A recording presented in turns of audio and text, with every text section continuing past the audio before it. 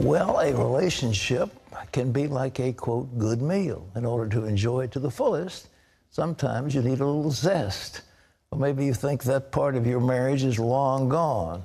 So if you're trying to put some spice back into your life, you've got good news for you. It can happen again in just 1 week, according to our next guest.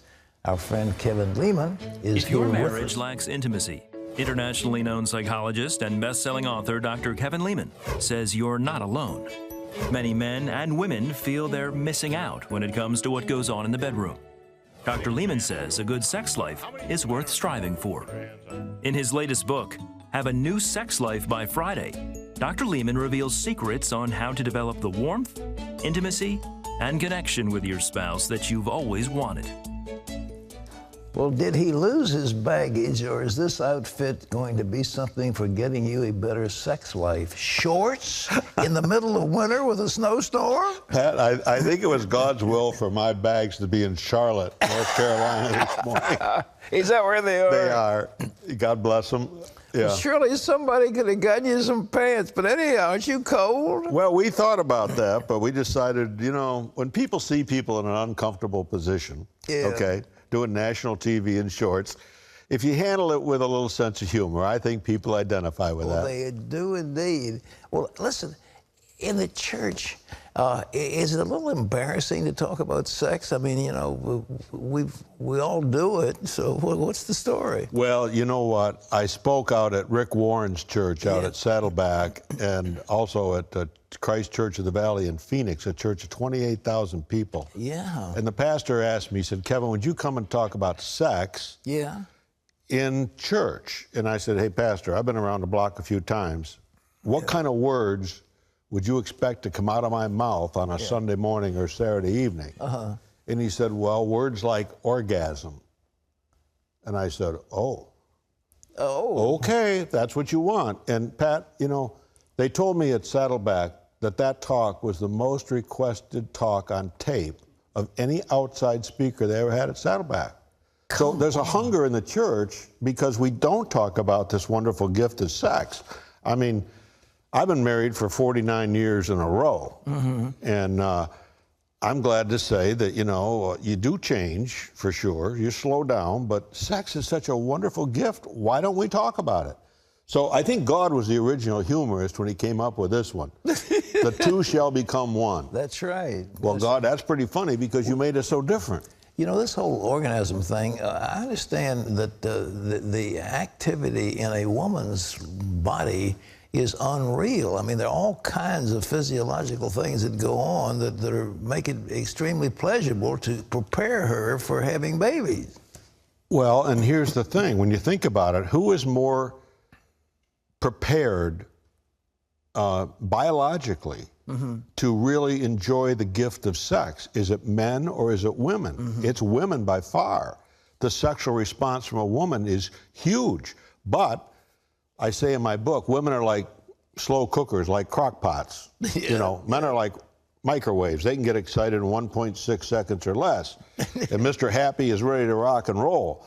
But for a woman, it could be 40 minutes before she's vaguely in the mood. So she needs to have this person who loves her as she is. Now, everybody at home, complete this sentence. You're in good hands with Allstate. It's been around for years. But I think that's how women want to feel, that this man, Pat, loves her outside the bedroom. So sex is an all-day affair, and it starts early in the morning when you bring your wife a cup of coffee, or you rub her feet or scratch her back. And I think women look at you and me as men, and they say, do you really love me? Do you really care? And if that response is positive, then this woman really wants to please you. So again, I think God, when he gave us these needs, women love affection, they love communication, they love commitment to the family. Well, what aren't men great at? Affection. We love to grab. Never heard a woman say, oh, Dr. Leman, I love it when my husband grabs me. No, they don't like that. They want to be tenderly touched and talked to. And so that's why I say God was the greatest humorist ever, because it's sort of funny, because us men, we want to feel needed and wanted. And I always tell women, think of your husband as a 4-year-old that shaves. he's a simple person. He just wants to know that he's appreciated for the work he does for the family. Yeah, yeah. And he says, hey, what do you think I'm going out there beating my head against the wall every day for? For you and the kids. That's his love language, so to speak, to his wife. So I just asked the question, why isn't sex what it should be in people of faith? And I think we've been instilled that somehow sex is bad or wrong or filthy or dirty. And nothing could be further from the truth. Every gift is a gift from God. You pointed out that men are thinking of sex and their male organ so many times a day. Is that true all the way up and down the line? I mean, or just for young men? You know, I did a study about how many times a man thinks about sex in a given day as opposed to women. Yeah. Is it twice as much, 3 times, 5 times as much, 10 times as much, or 33 more times a day? A day. And the answer is 33 more times a day. Come on, men are thinking 33 times more than women about sex a day? I shared that with my wife. She said, that's sick. You dirty old man. Yeah, but you know, it's sort of how God has made us.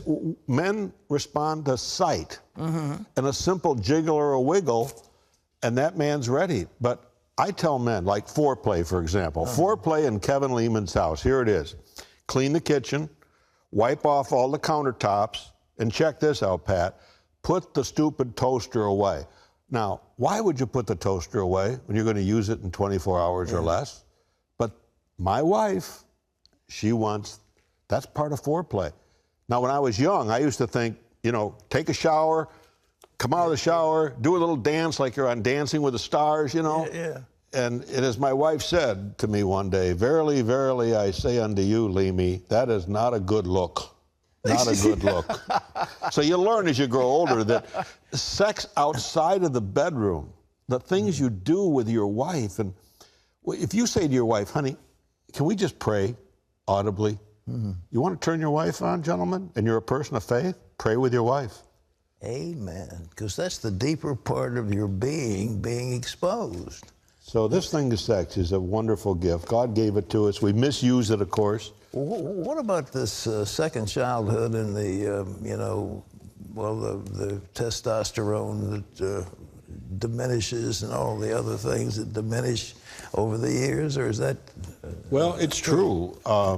You know, I'm on Social Security myself, and you do slow down physically and emotionally, and we're down to 4 or 5 times a week now, Pat. But I'm trying to deal with it as best we can.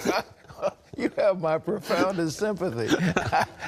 I'll be glad to get you some. But seriously, you know, I think I go back to, I think women look at us every day and say, you know, do you really love me? Do you really care? They're always watching us. And I think the man who is a good dad, a good father, a good provider, those all are checklists that go off in a wife's mind. Washing the dishes or vacuuming the floor is a way of saying I love you for the men. It is. It's a woman's love language for many of them. They just want to know that you care, and that when a man comes home and the first thing he says, honey, what can I do to help? You know, she says, thank God I married this man who doesn't see parenthood, for example, as woman's work. I always said if you're there for the launching, you need to be there for the landing as well. Well, what about all the spice stuff? See a new sex life. You talk about spice up their sex life. What do they do? Well, you know, people, when they don't have success, they don't talk. They shut down. And I think for the woman who's not happy in their sex life, I'd say kidnap your husband. Take him on an overnight. People say, well, Leman, that costs money. I would say go down to Motel 6 and Tom Bodette will leave a light on for you. Have a good time there. Yeah. But there's not many men that don't want to have an email at work that says, honey, great news, the kids are at Grandma's house. If you hurry home, I got a treat for you you're not going to forget. So anticipation is as good as participation. Sure. And so I wrote this book, Have a New Sex Life by Friday, to try to give people hope for their sex life. And people, by the way, Pat, who pre-order the book at Have a New Sex Life by Friday will get a link, and they will see that 45-minute talk that I gave in that church that is downright bold. And I hope people will take advantage of it. So if you go to haveanewsexlifebyfriday.com, look for the link. You get it free if you pre-order the book. What about men as they reach a certain time? We talk about low T and all that, the testosterone, you know, their desire diminishes. They don't be thinking of sex all the time. Well, you know, I always told people there's physical things that take toll on a sex life. I'd always say, let your fingers do the walking through the yellow pages. Okay. Because there's so many ways to physically give pleasure to each other as husband and wife. But again, I think it's the non-sexual things, quite frankly, that really turn on a couple. And we're reminded in St. Paul was so profound. He says, honor Christ by being submissive to one another. I talked at Women of Faith, 10,000 women in the round out in Las Vegas, Pat, and I stood up there and I said, my topic tonight, ladies, is how to be a submissive woman. Well, half of them went out of the time. If looks would kill, I'm a dead man. But I just did that to sort of pull their chain. But the reality is, submissive, even though it's a bad word in our society today, is really a wonderful word that everyone needs to understand. You got to be submissive to God, and you need to be submissive to this woman you're married to, in the sense you got to know what turns her on. If you ask my wife, would you like a back rub, she'd say no. But if I said, would you like your back scratched, she'd say, scratch me, I love it. So our job is to figure out this gift from God, what is she all about? Get behind her eyes and love her fully, physically, emotionally, and spiritually. Mel Gibson did a movie, What Women Want. Did you see that? He looks like that.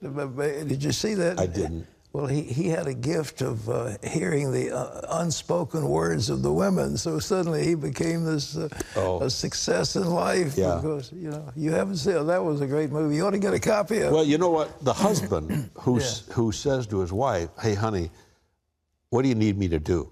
Or the woman that says, honey, what do you think I should do? I think I speak to CEO groups all the time, always telling these high-powered businessmen, before you make that huge decision, run it by your wife first. Yes. Why? Because women are closer to life than Pat and Kevin are. That's right. That's right. They're the geniuses behind the scene. I've learned that. I've been married for 62 years, buddy, so I've learned a few things over the years. I've got 10 great-grandchildren and so forth. But the secret is, what would you like, dear? What will please you, dear? Absolutely. And I think, you know, you make love to your wife without ever setting foot in the bedroom. That's a good way to say it. If I take my wife out to dinner, what I love to do is go to that restaurant in the afternoon and give little gifts to the waiter.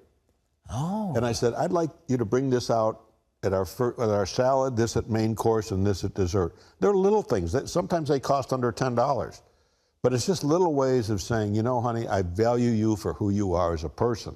If that woman feels that way, Pat, that opens up all of these feelings of wanting to be close and intimate. If not, it shuts down and everybody pays for it. Sure. Kevin, this is a great book. I hope the ladies and gentlemen have a new sex life by Friday.